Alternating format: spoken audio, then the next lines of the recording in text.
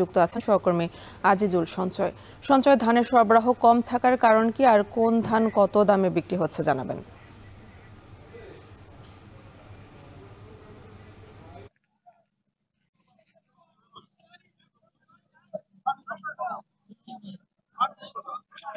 আশুগঞ্জের মেঘনাপাড়ের এই ধানের মোকামটি দেশের পূর্বাঞ্চলের সবচেয়ে বড় ধানের বাজার হিসেবে বলা হয়ে থাকে। মূলত এখানে তিন ধরনের ধান আজকে আমরা বিক্রিতে দেখেছি, বিয়ার 28, 29 এবং মোটা ধান।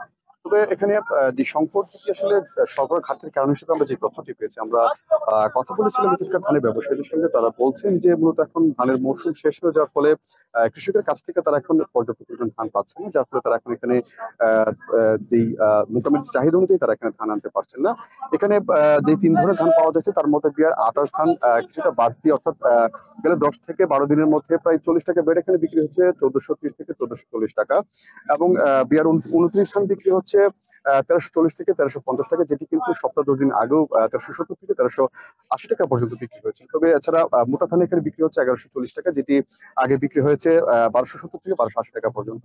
অর্থাৎ বিয়ার 29 এবং মোটা ধান এই দুই ধরনের ধান এখন কিছুটা কম দামে পাওয়া যাচ্ছে। তবে সবচেয়ে বেশি সংকট তৈরি হয়েছে বিয়ার 28 জাতের ধানটি, সেটি আসলে কিছুটা বাড়তি ধরে কিন্তু এখানে বিক্রি হচ্ছে। তবে এখানকার চালকল মালিক সমিতির নেতৃবৃন্দের সঙ্গে আমরা কথা বলেছিলাম। তারা বলছেন যে আসলে এখন ধানের আসলে তাদের যেই চালকল এর যেই পরিমাণ ধানের চাহিদা রয়েছে প্রতিদিন, সেই পরিমাণ ধান এখন তারা এই মোকামে পাচ্ছেন না। এখন এখানে প্রতিদিন 15 থেকে 20 হাজার মনের মতো ধান পাওয়া যাচ্ছে। এটি আসলে তাদের চালকলগুলোর চাহিদার তুলনায় কয়েক গুণ কম বলে আমাদেরকে তথ্য দিয়েছেন জেলা চালকল মালিক সমিতির সাবেক সাধারণ সম্পাদক মোহাম্মদ ওবায়দুল্লাহ।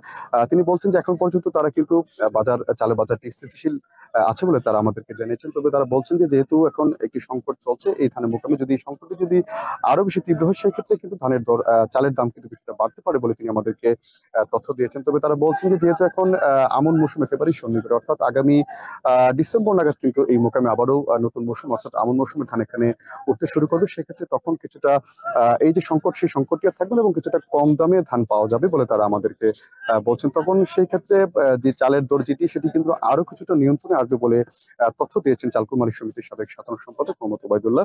তবে আমরা এখানকার যারা ব্যাপারী আছেন তাদের সঙ্গে কথা বলেছিলাম। তারা বলছেন যে এখন মোকামে আসলে যে পরিমাণ চাহিদা রয়েছে ধানের, সেই পরিমাণ ধান তারা কৃষকের কাছ থেকে পাচ্ছেন না।